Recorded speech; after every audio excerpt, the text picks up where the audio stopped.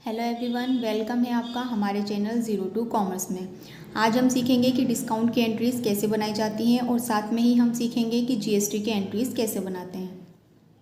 सबसे पहले हम सीखेंगे डिस्काउंट एंट्रीज़। डिस्काउंट की जो एंट्रीज़ होती हैं वो आपकी यूपी बोर्ड में ज़रूर आती हैं। 10th क्लास में आप क्वेश्चन पेपर उठाकर देख सकते हैं बोर्ड के, उसमें आपकी जो डिस्काउंट की एंट्रीज़ हैं वो पूछी गई हैं और साथ में कुछ एंट्रीज़ जीएसटी की भी पूछी गई हैं।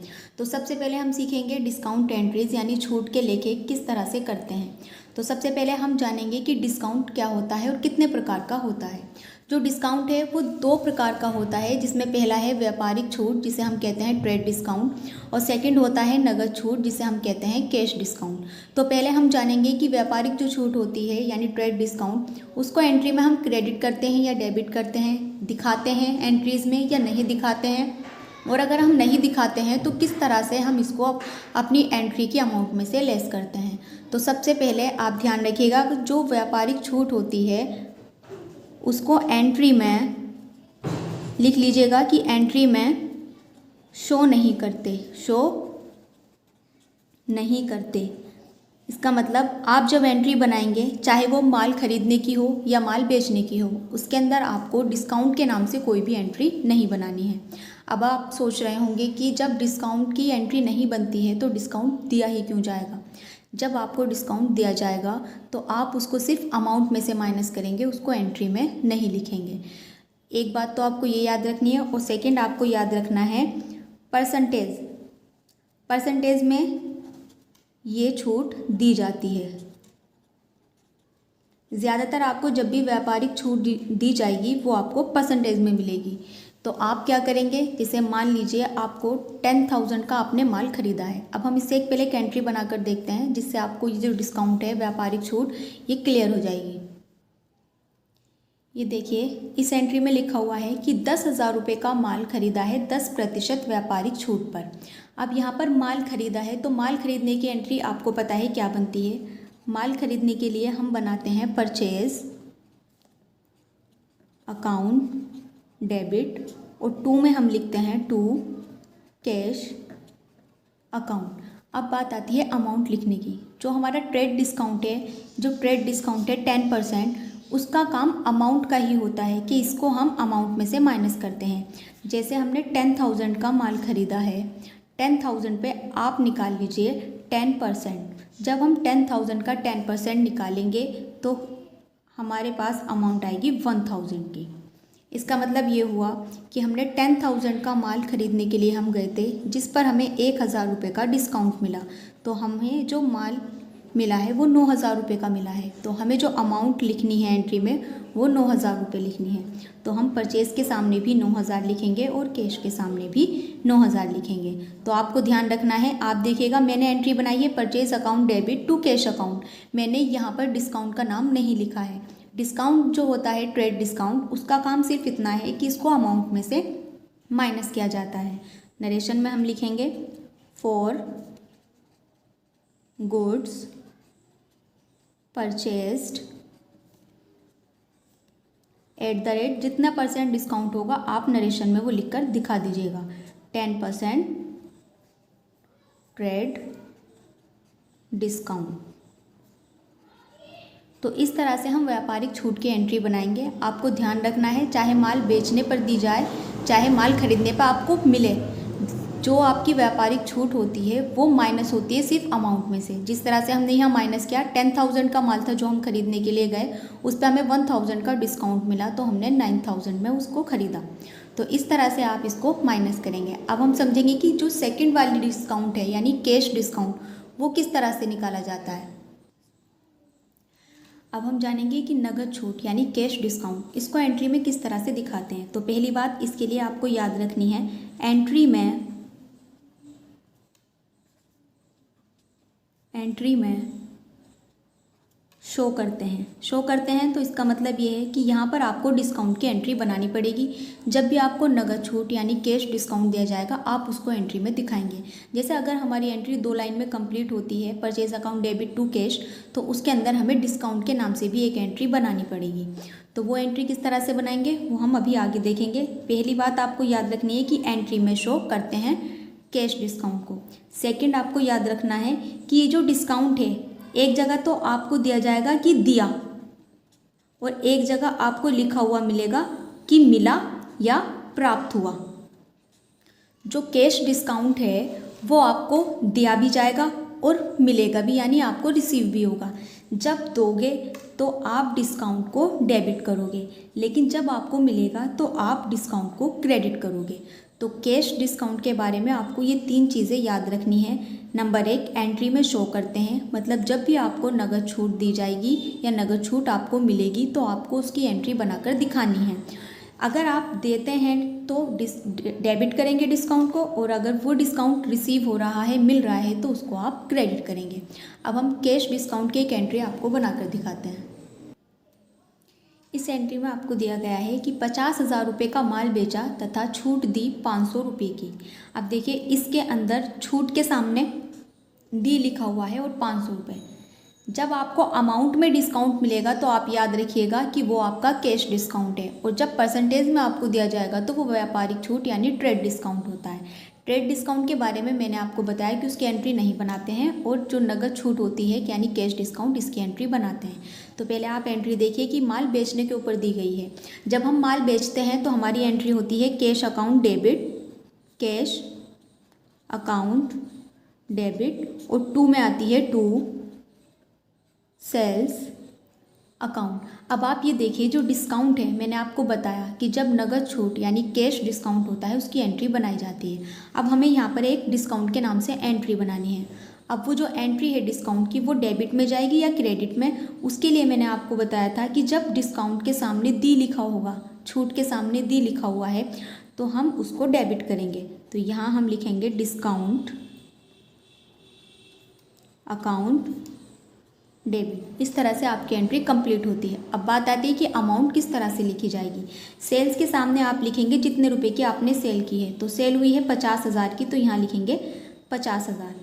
कैश में क्या लिखना है, डिस्काउंट में क्या लिखना है। डिस्काउंट में लिखनी है डिस्काउंट की अमाउंट 500, और 50,000 का जब हम माल बेचा है उस पर डिस्काउंट दिया गया है 500 का।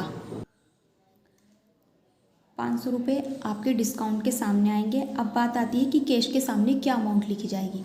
जब हमने 50,000 का माल बेचा है उस पर 500 का जो डिस्काउंट है वो दिया गया है, तो जो हमें पैसा रिसीव होगा वो कितने रुपए रिसीव होंगे। 50,000 में से 500 रुपये को माइनस कर देंगे तो कितना आएगा, 49,500 रुपये। तो इतने रुपये कैश के सामने लिखे जाएंगे। एक बात आपको ध्यान रखनी है, चाहे आपकी डेबिट में 2 लाइन आए और क्रेडिट में 1 लाइन आए, लेकिन जो अमाउंट लिखी जाती है उनका बैलेंस बराबर होना चाहिए। अगर डेबिट में आपकी 2 लाइनें हैं और आप जो अमाउंट लिखी गई हैं उनका टोटल करेंगे तो वो भी 50,000 यानी 50,000 होगा, और जो क्रेडिट में 1 लाइन लिखी हुई है उसका भी टोटल 50,000 है। तो ये बैलेंस बराबर होना चाहिए। अगर ये बैलेंस कम या ज़्यादा होता है तो एंट्री आपकी गलत हो जाती है। तो इस तरह से हमारे डिस्काउंट की एंट्री ये कंप्लीट होती है। आपको बस अमाउंट का ध्यान रखना है और डेबिट क्रेडिट का ध्यान रखना है कि डिस्काउंट को कब डेबिट करना है और कब क्रेडिट करना है। तो वो सिंपल सा है कि आपको ये याद रखना है कि छूट के सामने अगर दी लिखा हुआ है तो आप डेबिट करेंगे, छूट के सामने मिली या प्राप्त लिखा हुआ है तो आप उसको क्रेडिट में ले जाएंगे। तो इस तरह से हमारी डिस्काउंट की एंट्री कंप्लीट होती है। तो डिस्काउंट की एंट्रीज हमारी कंप्लीट होती हैं, और अब हम सीखेंगे जीएसटी जिसे हम कहते हैं गुड्स एंड सर्विस टैक्स, जो 1 जुलाई 2017 को लगना शुरू हुआ था। जो जीएसटी होती है वो अलग अलग तरीके से लगाई जाती है वस्तु तथा सेवाओं पर। तो सबसे पहले हम जानेंगे कि जो जीएसटी है वो कितनी तरीके से लगाई जाती है और किस तरह से हम इसको डेबिट करेंगे और क्रेडिट हम इसको किस तरह से करेंगे, ये सब हम इस वीडियो में सीखेंगे। जब हम माल को एक ही राज्य में खरीदते हैं और बेचते हैं, जैसे हम जिस राज्य में रह रहे हैं हमने वहीं से माल खरीदा है और वहीं बेचा है, तो सीजीएसटी और एसजीएसटी ये दोनों लगाए जाते हैं। जो सीजीएसटी है वो सेंट्रल गवर्नमेंट द्वारा और जो एसजीएसटी है वो स्टेट गवर्नमेंट द्वारा लगाए जाने वाला टैक्स होता है। इन दोनों टैक्स की जो अमाउंट होगी वो बराबर होगी, जितना परसेंटेज इस टैक्स का होगा इतना ही सीजीएसटी का होगा। तो आपको ध्यान रखना है कि एक ही राज्य में जब माल को खरीदते और बेचते हैं तो सीजीएसटी और एसजीएसटी लगाया जाता है। सेकंड पॉइंट कि जो क्रेता और विक्रेता, जो खरीदने वाले और बेचने वाले लोग हैं वो एक ही राज्य के इसके अंदर होते हैं। तो ये तो हुआ हमारा CGST और SGST। सेकंड है हमारा IGST। IGST कब लगाया जाता है और किसके द्वारा लगाया जाता है? अंतर्राष्ट्रीय बिक्री के लिए केंद्र सरकार इस टैक्स को लगाती है और क्रेता और विक्रेता जो इसमें होते हैं वो अलग अलग राज्य के होते हैं। तो ये तो हमें समझ आया कि जो दोनों चीज़ें थी इसमें CGST और SGST ये दोनों टैक्स तब लगाए जाएंगे जब खरीदने और बेचने वाले एक ही राज्य के होंगे, जब माल को खरीदा और बेचा जा रहा है एक ही राज्य में, और जब माल को किसी दूसरे राज्य से खरीदा या बेचा जाएगा तो वहाँ पर IGST लगेगी। इसमें जो क्रेता और विक्रेता होते हैं, खरीदने और माल को बेचने वाले, वो दोनों अलग अलग राज्य के होते हैं। अब हम जानेंगे कि जो GST है उसको हम डेबिट कैसे करेंगे और क्रेडिट कैसे करेंगे। अब हम इसकी एंट्री बनाना सीखेंगे। तो ये है इनपुट GST और आउटपुट GST। आपको पता होना चाहिए कि GST इनपुट और आउटपुट क्या होती है। तो जो इनपुट GST है ये हम तब लगाते हैं जब हम GST को डेबिट करेंगे। जैसे मान लीजिए आप ये लिख लीजिएगा कि माल खरीदने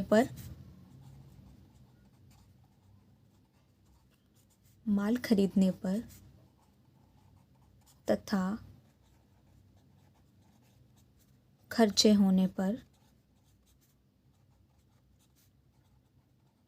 GST को इनपुट लगाकर डेबिट करेंगे। आपको इतना ध्यान रखना है कि जब आप किसी चीज़ को एंट्री में डेबिट कर रहे हैं और तो आप उसके साथ GST को भी डेबिट करेंगे। अगर आपने कोई माल ख़रीदा है और उस माल के ख़रीदने पर आपको टैक्स देना पड़ रहा है तो वो टैक्स भी डेबिट होगा। लेकिन जब उस टैक्स को आप डेबिट करेंगे तो उसके साथ साथ आप इनपुट ज़रूर लगाएंगे। सेकंड है आउटपुट GST। आउटपुट GST जब आप किसी भी चीज़ को क्रेडिट करेंगे तो जो GST होगी वो भी क्रेडिट हो जाएगी। तो जैसे ही GST क्रेडिट होगी तो क्रेडिट लिखने से पहले आपको आउटपुट लिखना होगा।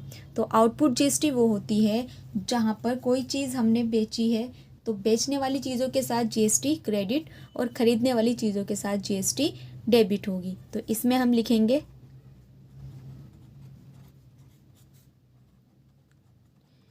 बेचने वाली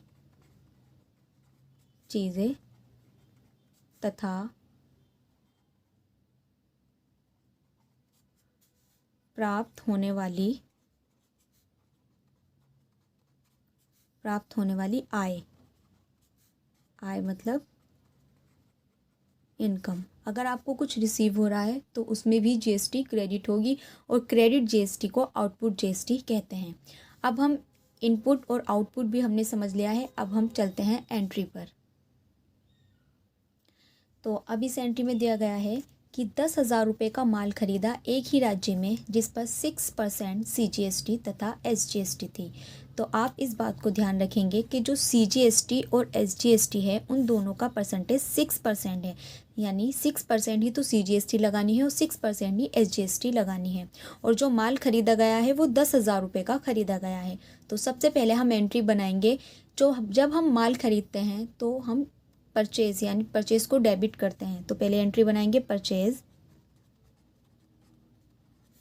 अकाउंट डेबिट और 2 में हम लिखेंगे टू कैश अकाउंट। लेकिन इससे पहले इसके अंदर जो GST दी गई हैं हम उन्हें भी डेबिट करेंगे। अभी हमने इससे पहले अभी सीखा है कि जो हम GST होती है उसको जब हम डेबिट करते हैं तो डेबिट करने से पहले हम उसके अंदर इनपुट लगाते हैं। तो GST को जो हम डेबिट करेंगे उससे पहले हम लिखेंगे इनपुट CGST अकाउंट डेबिट, फिर हम लिखेंगे इनपुट SGST अकाउंट डेबिट और 2 में हम लिखेंगे टू कैश अकाउंट। तो ये हमारी एंट्री कंप्लीट होती है। अब इसके अंदर हमें लिखनी है अमाउंट। तो जो हमने परचेज़ की थी तो परचेज़ थी हमारी 10,000 की, तो अमाउंट में हम लिखेंगे 10,000। अब हमें निकालना है टैक्स। जो GST है हमारी वो कितना परसेंट है, वो है 6%। तो 10,000 का 6% आप जब निकालेंगे तो आएगा 600। तो जो GST में अमाउंट लिखी जाएगी वो लिखी जाएगी 600 और 600। 10,000 का हमने माल परचेज़ किया, इनपुट GST 6% और इनपुट SGST भी 6%। इन तीनों का टोटल, यानी जब हम पेमेंट करेंगे कैश में तो वो इन तीनों का टोटल करके ही करेंगे। तो टू कैश अकाउंट में जो अमाउंट आएगी वो आएगी इन तीनों का टोटल, यानी 11,200। इस तरह से हमारी एंट्री कंप्लीट होती है। अब हम बनाएंगे इसकी नरेशन। नरेशन में हम लिखेंगे for goods purchased with GST। तो इस तरह से माल को खरीदने की एंट्री कंप्लीट होती है। आप ध्यान रखिएगा कि जब भी आप किसी चीज़ को डेबिट करेंगे तो उसके साथ दोनों GST जो होंगी वो भी डेबिट हो जाएंगी और अमाउंट बाकी कैश में जाएगी, तीनों का टोटल। जब हम माल को बेचेंगे और बेचने पर सेल्स क्रेडिट होती है तो सेल्स के साथ GST भी दोनों क्रेडिट हो जाएंगी। अब हम एक एंट्री माल को बेचने की बनाएंगे। इस एंट्री में देखिए दिया गया है कि 50,000 का माल बेचा 5% CGST और SGST पर। आपको इस बात का ध्यान रखना है, या तो एंट्री के अंदर आपको ये दिया जाएगा कि उसी राज्य में माल बेचा या दूसरे राज्य में माल बेचा। अगर ये नहीं दिया जाता है तो देखिए इसके अंदर ये नहीं दिया गया है कि हमने माल को दूसरे राज्य से बेचा है या उसी राज्य में बेचा है, लेकिन इसके अंदर दिया गया है 5% CGST और SGST। तो हम समझ गए हैं कि माल उसी राज्य में है, क्योंकि इस पर जो GST दी गई है वो CGST और SGST है। अब हम एंट्री बनाएंगे। माल बेचने की एंट्री आप सभी जानते हैं किस तरह से बनाई जाती है। जब हम माल को बेचते हैं तो माल हमारे पास से जाता है और पैसा हमारे पास आता है। आने वाली चीज़ों को हम डेबिट करते हैं, तो कैश को हम करेंगे debit, cash account debit. To में हम लिखेंगे टू सेल्स अकाउंट, टू में हम लिखेंगे to output CGST account, to output SGST account. इस तरह से हमारी एंट्री ये कंप्लीट होगी। जब सेल्स क्रेडिट है तो दोनों GST भी क्रेडिट होंगी। जब हम GST को क्रेडिट करेंगे तो आउटपुट लगाएंगे और जब हम GST को डेबिट करेंगे तो उसमें हम इनपुट लगाएंगे। अब हम लिखेंगे अमाउंट। सेल्स जितने की थी सेल्स के सामने वही अमाउंट लिखी जाएगी। सेल्स के सामने हमने लिखी 50,000। अब हमें GST लगानी है। GST लगानी है 5%। तो पहले हम निकालेंगे 5%।